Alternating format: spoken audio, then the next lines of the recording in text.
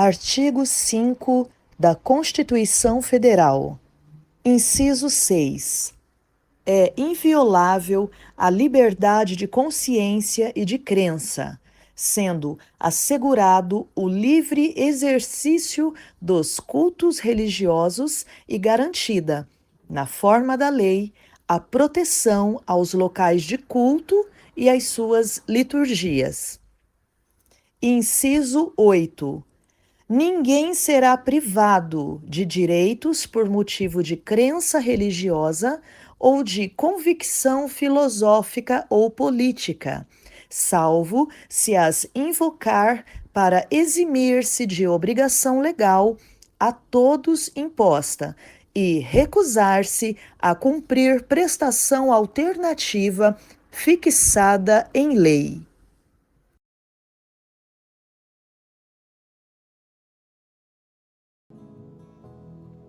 Amém, glória a Deus, né? Essa mensagem, uma mensagem aí mais longa, né? Do evangelista pensador hoje aqui no nosso programa Verdade Verdadeira. E espero que você esteja atento, né, às direções de Deus. Entenda isso. O evangelho, a base do evangelho é a comunhão com Deus, tá? Por mais que envolva outras coisas, fazer a obra, o trabalho do ministério, o casamento, a família, a administração, né, da sua vida financeira, ainda que envolva tudo isso,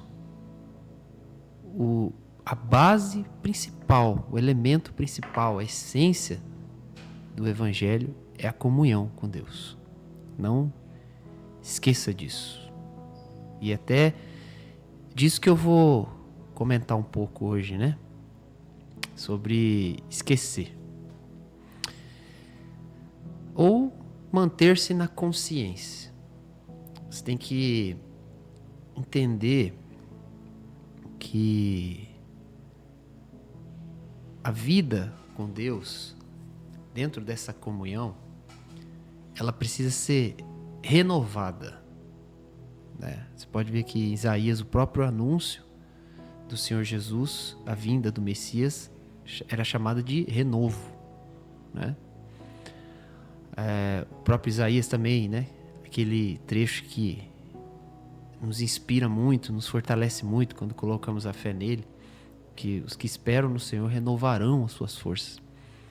A própria qualidade ali, característica da graça de Deus é renovar a pessoa. Mas quando se fala em renovar, igreja moderna hoje está complicado, sabe? Porque sempre as pessoas parecem que se negam a crescer, até como foi a pergunta aí para o evangelista pensador, as pessoas resistem a crescer, a mudar de fase, né, na vida espiritual. Então ela sempre se coloca como aquele que tem que receber, ou renovado. O que é ser renovado na perspectiva da pessoa? Quando eu falo perspectiva, é assim, no que a pessoa espera, não na intenção de Deus. Deus, quando expõe a palavra dentro da Bíblia, numa pregação, ou até uma palavra rema para você, específica ali para você, Deus tem um pensamento naquela palavra, uma intenção. Só que muitas vezes a gente recebe da forma que a gente espera, que a gente quer, sabe? Chamado de justiça própria isso. Então, por exemplo, tinha uma regra entre o povo de Israel que era assim: quando estabeleceu o povo, uma das leis era, lembrando que as leis não eram só os 10 mandamentos, tá, gente? Os 10 mandamentos é um resumo. Mas dentro das leis tinha uma lei que dizia assim, que se você tivesse um boi bravo, feroz, e esse boi escapasse e ele matasse alguém, seria apedrejado o boi e o dono do boi, tá? Então, Deus não tinha intenção de punir ninguém. Deus não tinha intenção de matar ninguém, nem o boi. Mas qual a intenção de Deus nessa lei? A intenção de Deus era que houvesse amor e zelo pelo próximo. Então a pessoa observar que o seu boi era, né, o animal era muito bravo, então ela ia ter um cuidado maior para que aquele animal não escapasse, vamos dizer assim. Ela ia ter um zelo, pensando na segurança do próximo. Essa era a intenção maior de Deus. Porém, como o homem não conseguia absorver essa intenção do coração de Deus, por não ter mais comunhão, aí Deus falou assim, então tá, vou colocar uma punição, porque a punição vai guiar o homem. Então, o cara até ele preparava bem, né, o espaço, né, onde ficava o boi, ele criava uma situação para o boi não escapar, vamos dizer assim, com medo de ser apedrejado. Você entendeu? Então ele fazia com medo da punição. Então Deus, ele desenvolveu essa ferramenta para que o homem, de alguma maneira, guardasse dentro de uma sombra ali o que ele esperava. Só que a intenção verdadeira de Deus era que o ser humano se importasse com a intenção transformada dentro de si verdadeiramente para o seu próximo. Entende? E isso se aplica hoje, gente. Não adianta eu entender isso teologicamente ou até espiritualmente, né, como uma força para pregação ali, um elemento de pregação. É viver isso, eu tenho que buscar isso, ter essa intenção real de Deus dentro de mim. Isso é o crescimento espiritual. Isso é o avanço, é o passar de fase. Então, o que me guia quando eu faço as coisas? É o medo de uma punição? Por que eu oculto alguma coisa? Porque eu tenho medo de punição? Ou por que eu faço algo? Porque eu sou motivado? Porque eu vou receber alguma coisa? Eu vou ser abençoado? Eu vou ter uma solução? Hoje em dia é difícil as pessoas serem motivadas, se permitirem, né, ser motivadas simplesmente pelo Evangelho. É como se, por exemplo, uma igreja chegar e falar assim, o líder maior do louvor, né?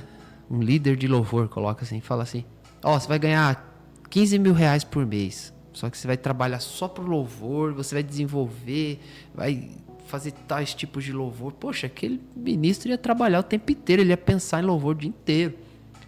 Agora, se ele não tem uma motivação de um salário, de uma posição, a motivação é Cristo, é adorar o Senhor com excelência, é cumprir os princípios de orientação do ministério para prestar o louvor a Deus. Isso motiva ele? Essa é a questão. Então, às vezes, o cristão ele não é motivado simplesmente por Cristo, pelo que Cristo fez. Às vezes a gente até fala, não, vivo para o Senhor, tudo por Ele, para Ele. Mas será que realmente a pessoa de Cristo, a obra dele me motiva? A obra dele me motiva a suportar uma situação? A ordem dele, o compromisso que eu tenho com a pessoa do Senhor Jesus me motiva a não sair daquela igreja, a não separar no meu casamento, a suportar uma pessoa, a suportar uma situação?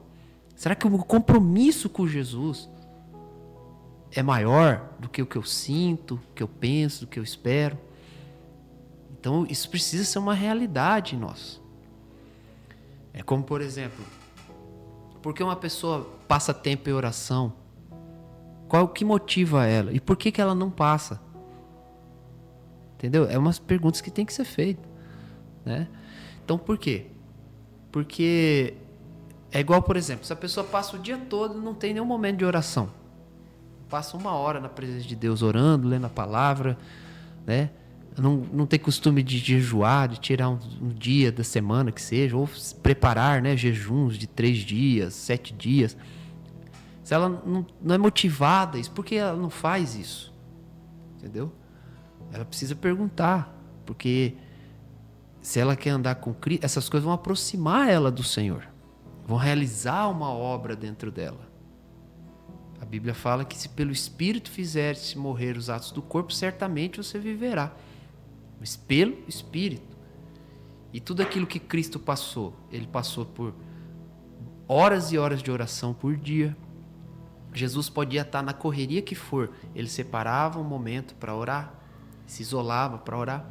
Jesus passou pelo jejum, né, de 40 dias, foi tentado após o jejum, mesmo sem cobiça.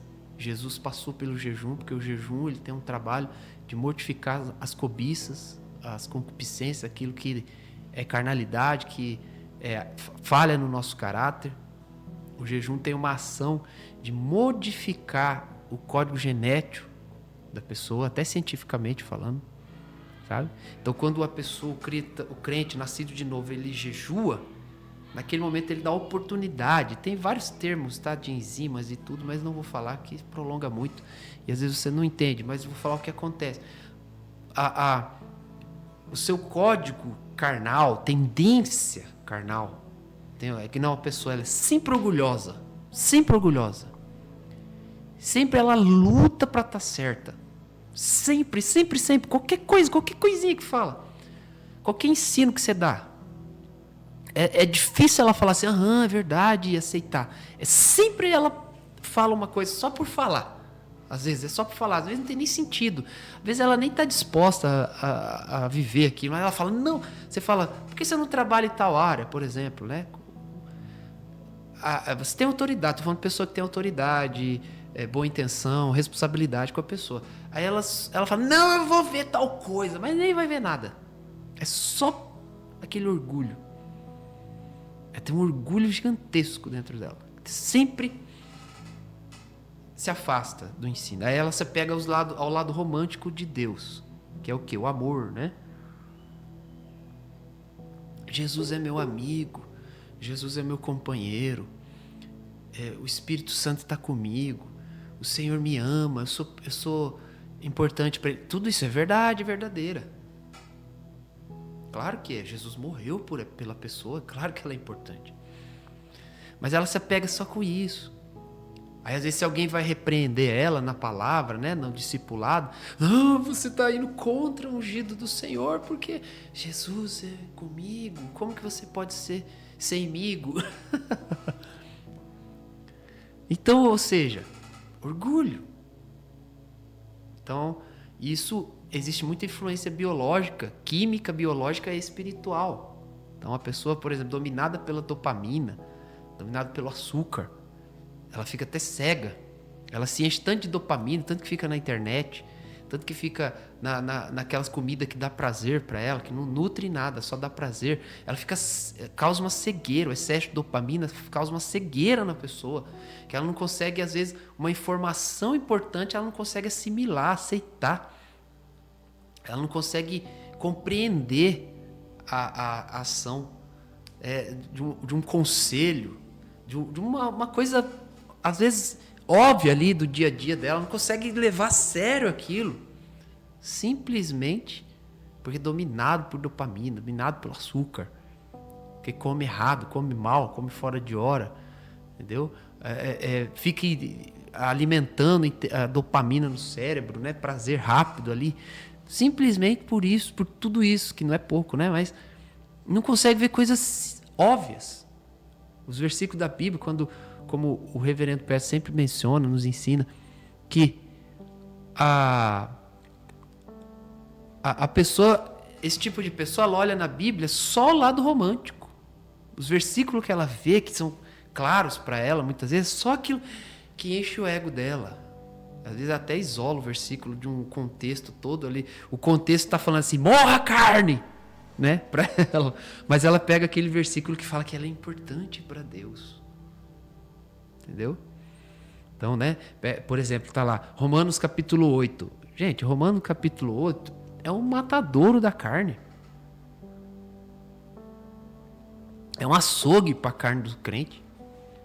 Vai desfiar a carne, vai desossar, vai acabar. Açougue e churrascaria junto. Aí tá lá, se pelo Espírito mortificar as obras do corpo, certamente vivereis.